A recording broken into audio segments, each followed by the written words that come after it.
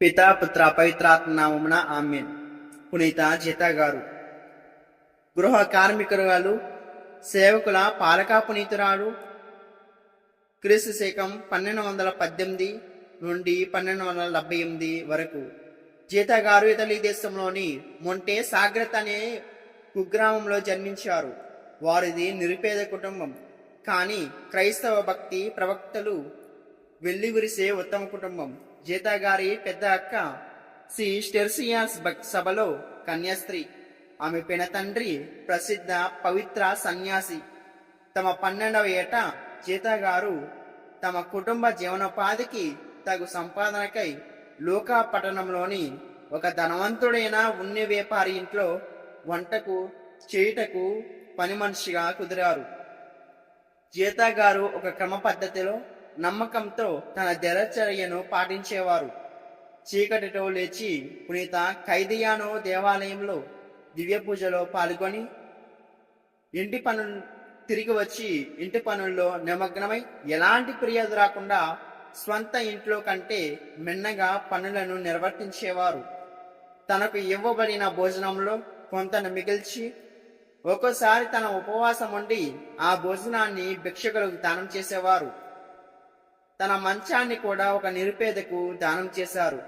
చెడును వినుట గాని చూడుట గాని అనుట గాని లేదు. ఒక కన్యగా విరక్తత్వము సాధుత్వము పాటించేవారు. రాత్రికల ప్రార్థన ముగించాక కటిక నేలపై పరుండేవారు. ఈ విశుద్ధ క్రమశిక్షణ జీవితంతో తోటి పని మనుషులకు అసహాయం పుట్టించేది. వారు శత్రువులుగా ప్రవర్తించేవారు. కానీ జీత గారు వారు పెట్టే అన్ని పరీక్షల్లో నగ్గేవారు. ఓర్పుతో అనుకోలతో వారు పట్ల ప్రేమనే ప్రదర్శించేవారు. చాడీలు అసలు చెప్పేవారు కాదు. వారు జీత గారిని కఠినమైన పనులు అప్పగించినప్పుడు, దానక్రియలు చేసేటప్పుడు వారి యందు అద్భుత క్రియలు జరిగేవి. అసాధ్యాలు కూడా సుసాధ్యపడేవి.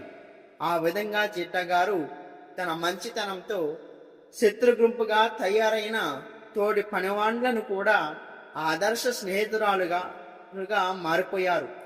ఇంటి యజమానురాలు కూడా ఈ విషయాన్ని గుర్తించి జీత తమ కుటుంబానికి ఒక వరం అని భావించారు. తమ పిల్లలు ముఖ్య బాధ్యతలు కొన్ని జీత గారికి ఎంతో నమ్మకంతో అప్పగించేవారు. వంట పని నుండి గృహం చక్కదిద్దుకునే వరకు పనిలో పదోన్నతి పొందింది. పని చేయడం మత జీవితంలో ఒక భాగం అని జీత గారి కవి చరిత్రకారులు రాశారు. గృహ సేవికగా అన్ని పనులు శుభ్రంగా చేసుకుంటూనే పేదలు, రోగులు, వికలాంగులు, చెరసాలలో ఉన్నవారిని కూడా పరామర్శించేవారు.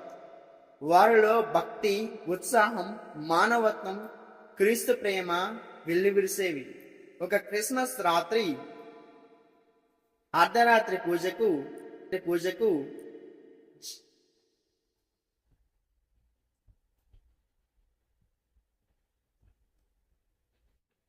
జీత గారు వెళ్తున్నారు. యజమానుడు ఆ చలిని చూసి ఆమెకు ఆయన వద్ద ఉన్న ఉన్ని కోటును ఆమెకి ఇచ్చి తిరిగి వచ్చాక ఇవ్వమని కోరారు. అలాగేనని ఆ కోటును జీత గారు తీసుకున్నారు. దేవాలయం వద్దకు వెళ్ళాక గేటు బయట ఒక భిక్షకుడు కటిక చలితో బాధపడుతున్నాడు. చిరిగిన దుస్తులతో ఉన్నాడు. అందుకు జీత గారిని ఆ కోటును ఇవ్వమని కోరాడు. జీత గారు పూజ ముగిసాక ఈ మరణ నాకు తిరిగి ఇవ్వమని అడిగి ఇచ్చారు. భిక్షకుడు అలాగేనని కోటు తీసుకున్నాడు. పూజ అనంతరం బయటకు రాగా జీత గారికి ఆ కోటు గాని భిక్షకుడు గాని కనపడలేదు.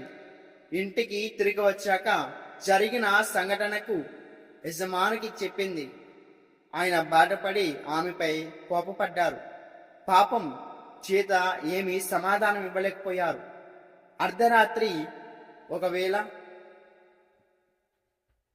వారంతా కూర్చున్నారు. ఇంతలో ఒక అపరిచితమైన వ్యక్తి వచ్చి ఇంటి యజమాని ఉన్ని కోటుతో తిరిగి ఇచ్చివేసి పలకరించే లోపే అదృశ్యమైపోయాడు. అయితే ఆ వచ్చింది పునీత కైదియస్ గారని, తన పరీక్షల్లో నగ్గిన తన భక్తురాలికి నింద రాకూడదని ఆ కోటు ఇచ్చి వెళ్లారని అందరికీ అర్థమైంది. అప్పటి నుండి జీతా గారిని దేవదూత ద్వారం అని బిరుదునిచ్చారు. ఆ పేరే పిలవడం మొదలుపెట్టారు.